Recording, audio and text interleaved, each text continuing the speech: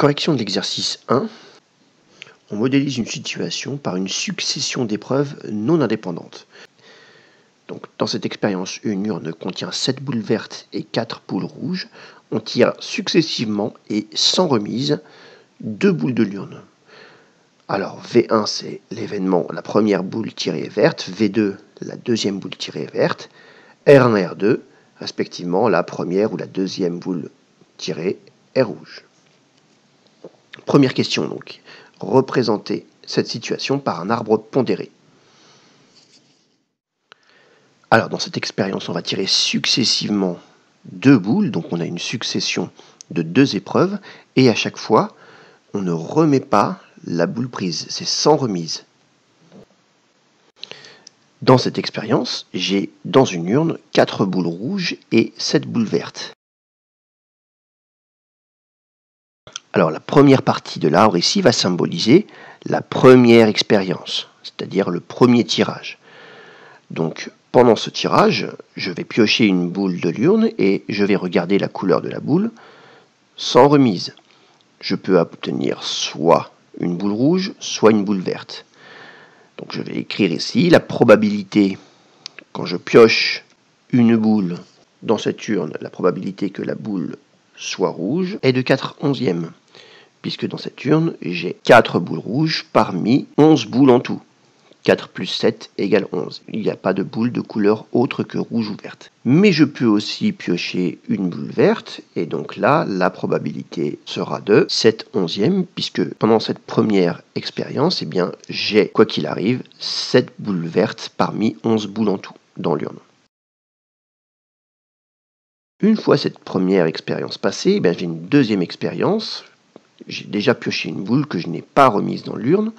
Donc si pendant la première étape, il y a 2 cas de figure, si pendant la première étape, j'ai pioché une boule rouge, je vais donc avoir une boule rouge en moins dans l'urne. Comme j'en avais 4 au départ, il m'en reste 3, et donc la probabilité de piocher une boule rouge au deuxième tirage va donc être de 3/10, puisque cette fois, il ne me reste plus que 3 boules rouges parmi 10 boules en tout, puisque j'ai une boule en moins. Et je peux aussi piocher une boule verte. Si j'ai déjà pioché une boule rouge pendant la première partie de l'expérience, la probabilité donc de piocher une boule verte pendant la seconde partie va donc être 7/10. Donc bien sûr, à chaque fois, on peut s'assurer que la somme des probabilités qui sont issues d'un même nœud de l'arbre ici fait à chaque fois 1. Mais pendant la première partie de l'expérience, je peux aussi avoir pioché une boule verte. Dans ce cas, la probabilité de piocher une boule rouge pendant la deuxième expérience va être de 4/10, puisqu'il me reste 4 boules rouges parmi 10 boules en tout dans mon urne. Je rappelle que c'est sans remise. De l'autre côté, bien sûr, la probabilité de piocher une boule verte lors du deuxième tirage est 6/10. Là encore, la somme des probabilités qui sont issues de ce nœud-là est égale à 1. On a répondu à la première question. Deuxième question, calculer la probabilité de l'événement V2. Alors, pour piocher une boule verte lors du deuxième tirage, il y a 2 manières d'y arriver. Je peux piocher une boule verte au deuxième tirage tout en ayant tiré une boule rouge au premier, ou alors piocher une boule verte au deuxième tirage en ayant pioché une boule verte au premier.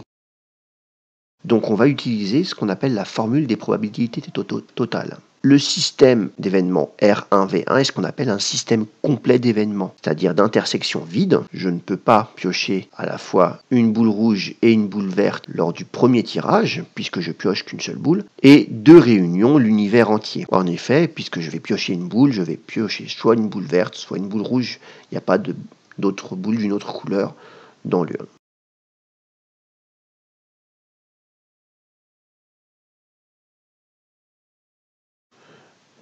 Donc on a 2 manières d'arriver à l'événement V2. Je peux avoir pioché une boule rouge au premier et une boule verte au second, ou alors une boule verte au premier et une boule verte au second.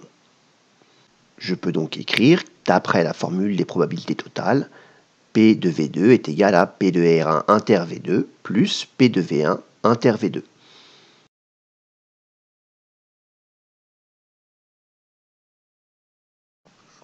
On n'a plus qu'à utiliser la formule des probabilités composées. En somme, je vais multiplier chacune des probabilités qui apparaît sur les chemins de l'arbre de probabilité qui m'amène à V2.